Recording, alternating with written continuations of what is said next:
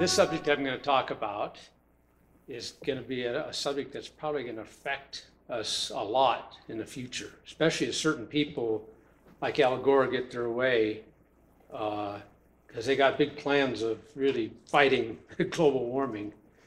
So, but the first thing we want to talk about is who's causing it. Are we the total cause of global warming? Are we partially the cause, or are we not a cause at all? Is there even any global warming? These are all questions I'm going to attempt to answer. And this is right in my field of atmospheric science. So I've had 40 years of experience in climatology and meteorology. So this is what I found. First thing I want to address is, as Bible believers, why should we care about global warming and the environment? Well, it's God's world. He created it. Shouldn't we be concerned about God's world and be interested if we're harming it possibly? So we should be environmentalists, but we should watch out because there's a lot of misinformation out there.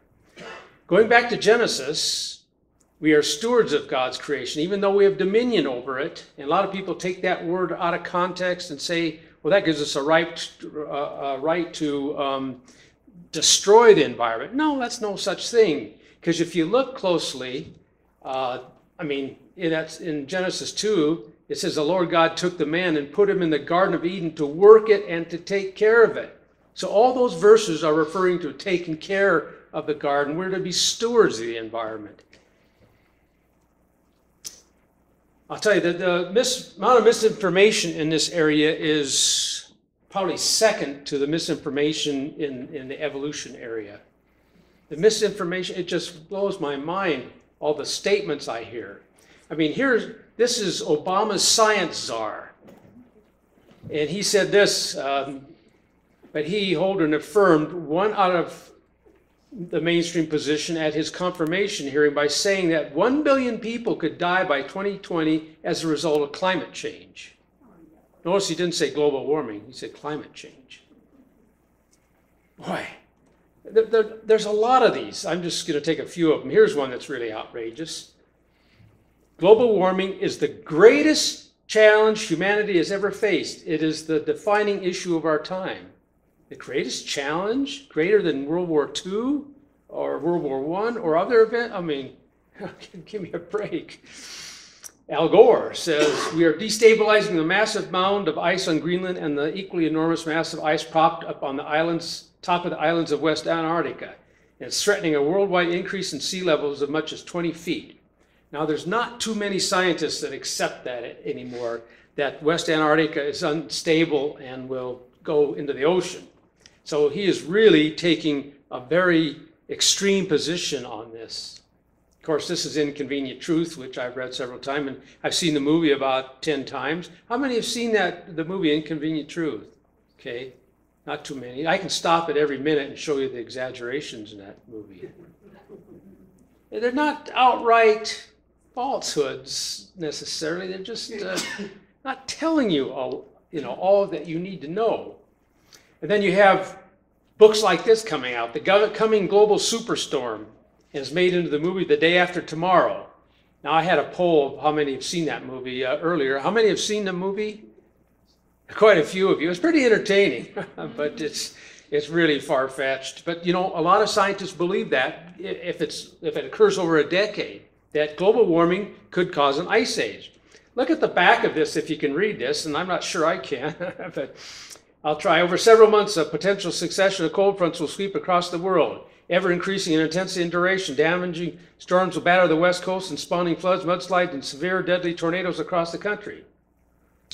Similar powerful storms will pummel Europe, sending millions streaming south in panic. Then meteorologists from the National Weather Service, that's who I used to work for, will issue their most severe warning yet. A storm that appears to be larger and more terrible than modern man has seen before. It forms a virtually non-stop hurricane of snow and ice that begins to bury the northern hemisphere under an impenetrable sheet of frost.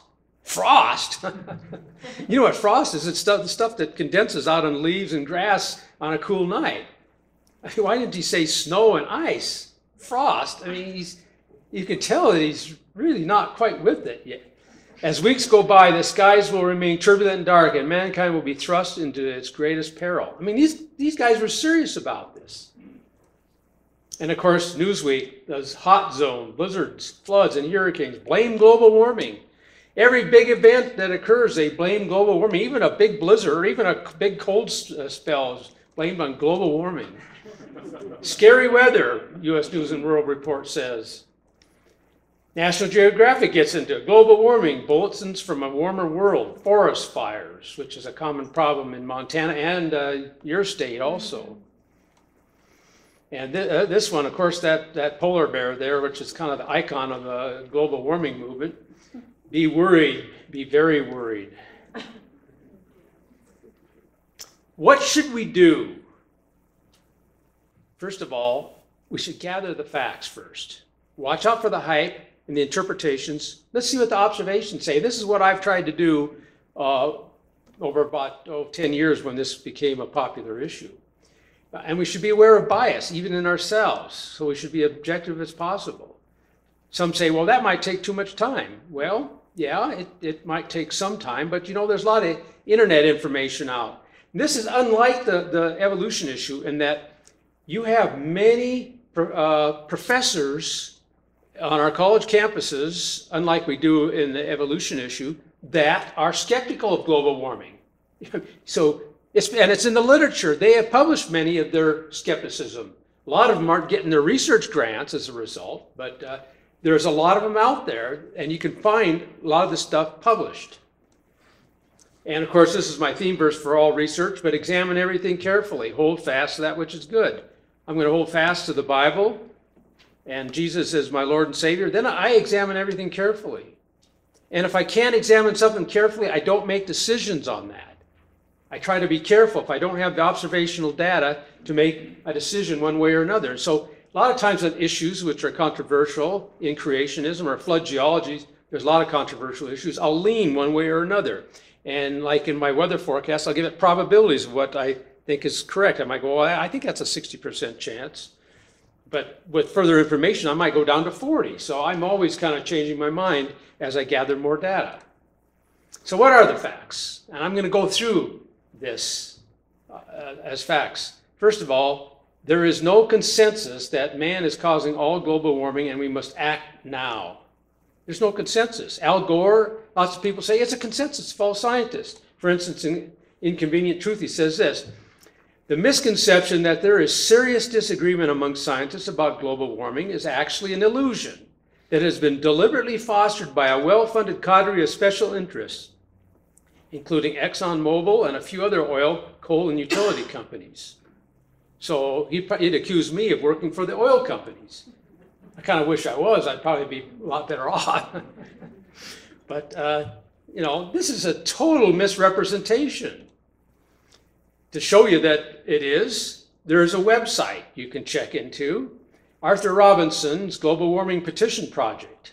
He is a physician, and he lives in Oregon somewhere, and he's been collecting signatures of scientists for over 10 years, and he has 19,000 physical scientists that signed on saying global warming is not all from man and not an immediate threat. We have time to research it and look at it. Of these, 2,600 are physicists, geophysicists, climatologists, meteorologists, oceanographers, and environmental scientists that should know about the global warming, that know about the issue. Just recently, I read a poll of professional meteorologists. These are people like me who work with the models, forecast the weather, and interact with the public. And more than half of us are skeptical that man is the total cause of global warming. More than half of us. So there is no consensus at all. And some of the prominent skeptics in the atmospheric sciences are Neil Franke, is once head of the Hurricane Center in Miami, Roy Spencer, Richard Lindzen, professor of meteorology at MIT. In fact, he just had a big article that, in fact, I have it with me. I haven't read it. Someone gave it to me. It came out, I think, April 22nd in the Wall Street Journal, saying that, he's a skeptic of that man is the total cause of global warming. Fred Singer and others. Second, now carbon dioxide and other greenhouse gases have increased since 1880. We have had an increase in greenhouse gases. Now let's understand how this greenhouse effect and greenhouse gases. They're necessary for life. First of all, water vapor is the major greenhouse gas, accounting for 95% of global warming, not just what we have right now. If we did not have greenhouse gases, we'd be 60 degrees colder and we'd all freeze to death. So the greenhouse effect's a good thing. And carbon dioxide is a minor greenhouse gas. It probably accounts for around 2 to 3% of the greenhouse effect. So it is minor, but it's increasing, as well as other greenhouse gases like methane. Increased carbon dioxide should warm the atmosphere. I mean, after all, it absorbs infrared radiation, so we should have a global warming caused by the increase in CO2. The major question is how much? That's the big question. And I'm going to get into that a little more and tell you how they estimate it and some of the problems of that estimate a little later. So here, this shows you the increase in CO2 is kind of accelerating since after World War II. It's been going up considerably. This is the total from all fossil fuels. That's put in by man. Now there's supposed to be a second increase in carbon dioxide, and that's deforestation of tropical forests. You probably heard about that. When we got satellites and we started to look at those forests, we found out, first of all, the environmentalists that made these claims were exaggerating. Secondly, forests do grow back after you cut them down. You do have trees that grow back. And a guy named Granger, an expert on tropical forests, published in the Proceedings of the National Academy of Sciences, I think in January 2008, a study of the tropical forests that included not only deforestation, but forestation. And it says when you include forestation, there is no clear trend, one way or another, that the forests are decreasing in the tropical lands. And just right after that came out, we had a three-part article in my local newspaper saying how the forests are disappearing at an alarming rate, right in our paper. 3 days in a row went into this, and an expert in the prestigious Proceedings of the National Academy of Science says there's no clear trend. In deforestation, yeah, but they don't include the variable of them growing back. So you can discount that variable. Number 3, and this might be pretty controversial to some of you, I believe it's a fact that global warming is real. And the question, of course, is how much global warming? And we see the signs of global warming, which I'll show you. But here's the claim. This is from Time magazine. And this is the claim since about 1880. It's about 1.2 degrees Fahrenheit. That is what they believe. That's all. The way they talk, you'd think it's already gone up 5 degrees or something like that. But it's only 1.2 degrees Fahrenheit. Even believing these numbers, it's small. But there's reasons to doubt that 1.2 degrees Fahrenheit, which I will get into soon. But here is the extrapolation into the future. Look at that. To the year 2100. And the environmentalists, I should say, well, we should all be environmentalists. I should say the alarmist or the radical environmentalist. I don't really like that term, but I can't think of anything better. They believe these figures verbatim. Huge warming by the year 2100. But I'll talk more about that later. But first of all, I got to talk more about that claimed 1.2 degrees Fahrenheit. First of all, it's not in the daytime, so it really hasn't been a problem for causing drought. They've always talked about the drought scare. The warming has been mainly at night, in the winter, and in the northern hemisphere, not in the summer and not during the day. And the further north you go in the northern hemisphere, the more the global warming. The southern hemisphere has hardly been affected at all. And Al Gore used the example of the disappearing glaciers on Mount Kilimanjaro. Well, actually, that's not caused by global warming. It's caused by a drying effect. So he generally got it right, but he used the wrong mountain.